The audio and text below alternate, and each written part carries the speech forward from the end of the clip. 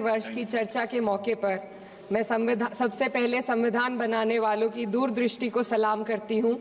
एक युवा सांसद के तौर पर मैं अपनी उम्मीदों को संविधान के साथ जोड़कर खास तौर पर ये बताना चाहती हूं कि आज हमारे देश में पिछड़े, दलित, अल्पसंख्यक समुदाय को किस तरह अपने संवैधानिक अधिकारों और आज़ादियों की हिफाजत के लिए हर रोज मुश्किलों का सामना करना पड़ रहा है। Doctor B.R. अम्बेडकर के कथन से अपनी बात रखना चाहती हूँ। उन्होंने कहा था, मुझे अपने भारतवर्ष पर फक्र है कि जिसके पास ऐसा संविधान है जो लोकतंत्र, समाजवाद और सेक्युलरिज्म को संजोता है। लेकिन आज ऐसा लगता है जैसे संविधान की किताब तो है पर इसे चलाने वालों का ईमान गुम हो गया है। आज हिंदुस्तान में हर वर्ग को किसी न किसी चुनौती का सामना करना पड़ रहा है, मगर अल्पसंख्यक, खासतौर पर मुसलमानों पर जो कहर टूटा है वो किसी से छुपा नहीं है। ये लोग सिर्फ अपने मजहबी पहचान की वजह से निशाने पर हैं। संविधान का अनुच्छेद 15 कहता है कि किसी भी नागरिक के साथ धर्म, जाति या किसी और वजह से भेदभाव नहीं होना चाहिए, लेकिन हकीकत इसके उलट है। हालात इस कदर बिगड़ चुके हैं कि hate speech, mob lynching, bulldozer द्वारा घरों को गिराने की घटनाएं आम हो गई हैं। खास तौर पर उत्तर प्रदेश में, जहां ऐसा लगता है जैसे कानून के नाम पर जंगल राज चल रहा हो। संभल में जो हुआ वो सबके सामने है।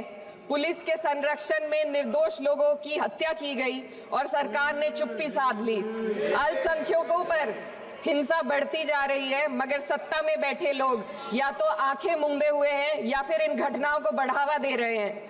हद तो तब हो जाती है जब न्यायपालिका की बात भी अनसुनी कर दी जाती है। सुप्रीम कोर्ट ने मॉब लिंचिंग पर 11 सूत्रीय निर्देश जारी किए थे। इसमें साफ कहा गया था कि राज्य सरकारें और पुलिस इस तरह की घटनाओं को रोकने और दोषियों पर सख्त कार्रवाई करने के लिए जिम्मेदार है, लेकिन आज भी इन निर्देशों पर अमल नहीं हो रहा है। हाल ये है कि मॉब लिंचिंग को रोकने की बजाय सत्ता में बैठे लोग आग में घी डालने का काम कर रहे हैं। उनकी जुबान से ऐसी बातें निकलती हैं जो नफरत को और बढ़ावा देती है। ये अशांति अब इतनी गहराई तक फैल चुकी है कि हमारे समाज के धर्मनिरपेक्ष चरित्र पर गंभीर सवाल उठ रहे हैं। साल की शुरुआत में ही कई राज्यों में दुकानदारों को अपने नाम बोर्ड पर लगाने के लिए मजबूर किया गया। इसे सेहत और सुरक्षा के कानूनों का हिस्सा बताया गया, मगर असल मंशा कुछ और थी। ये कदम खास तौर पर मुसलमान दुकानदारों को निशाना बनाकर उठाया गया ताकि उनकी रोजी रोटी पर चोट की जाए। पिछले हफ्ते मुरादाबाद में एक मुस्लिम डॉक्टर को हिंदू बहुल्य मोहल्ले में घर खरीदने पर विरोध झेलना पड़ा। वजह बताई गई कि इससे मोहल्ले की सामाजिक शांति बिगड़ जाएगी। अब आप ही बताइए, क्या ये वजह सही है, जायज है? असल में ये छोटी बड़ी घटना इस बात का सबूत है कि सांप्रदायिकता को बढ़ावा देने वाले बयान और नीतियां हमारे समाज को अंदर से खोखला कर रही है। उत्तर प्रदेश में यति नरसिंहानंद ने बेहद घटिया बयान दिया, लेकिन सरकार इन बयानों पर कोई कार्रवाई नहीं कर रही। हेट स्पीच न केवल जनमानस के विचारों को प्रदूषित करती है, बल्कि इससे अब संवैधानिक पदों पर बैठे लोगों को भी प्रभावित कर दिया है। अभी हाल ही में माननीय उच्च न्यायालय इलाहाबाद के माननीय न्यायाधीश ने ऐसे बयान दिए जिसका संज्ञान खुद सुप्रीम कोर्ट को लेना पड़ा।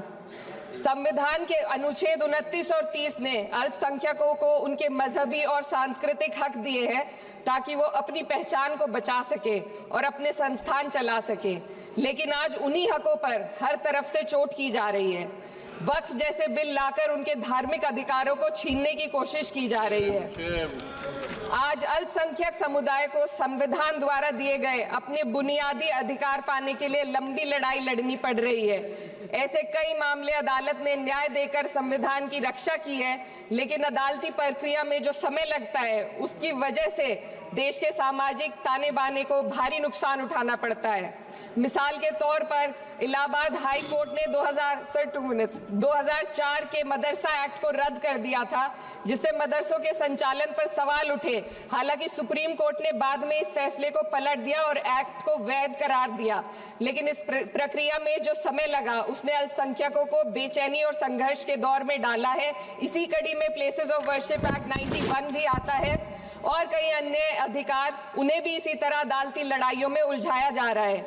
ये स्थिति न केवल अल्पसंख्यकों के अधिकारों की राह में रुकावट है, बल्कि justice delayed is justice denied जैसी कहावत को सिद्ध करती है। मैं इस सदन से दुनिया भर के अल्पसंख्यकों की आवाज उठाना चाहती हूँ, खास तौर पर हमारे पड़ोसी देश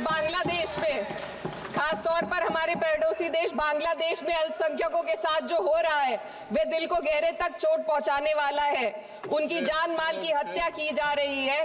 बांग्लादेश हो या हिंदुस्तान हो या कोई और देश, अल्पसंख्यकों की सुरक्षा, इज्जत और अधिकारों की हिफाजत हर सरकार की सबसे पहली जिम्मेदारी होनी चाहिए। मैं इस सदन से अपने देश के अल्पसंख्यकों के साथ बांग्लादेश के पीड़ित अल्पसंख्यकों की आवाज को एक साथ उठाना चाहती हूँ। ये वक्त की पुकार है कि हम सब मिलकर ये सुनिश्चित करें कि किसी भी इंसान को उसकी पहचान या मजहब के कारण डरकर जीने पर मजबूर ना होना पड़े। जहाँ हक छीने जाते हैं वहाँ अमन खो जाता है। ये बात हर सरकार को समझनी चाहिए। अगर हम सच में अपने संविधान का सम्मान करना चाहते हैं तो हमें नफरत और भेदभाव को खत्म करना होगा। हमें ये दिखाना होगा कि ये मुल्क हर वर्ग, हर जाति, हर धर्म और हर समुदाय का है, और जब तक ऐसा नहीं होगा तब तक संविधान की आत्मा सिसकती रहेगी। सर, अपनी बात को खत्म करते हुए मैं एक शेर अर्ज करना चाहती हूँ। ये दाग दाग उजाला, ये शब गजीदा शहर, वो इंतजार था जिसका, ये वो शहर तो नहीं।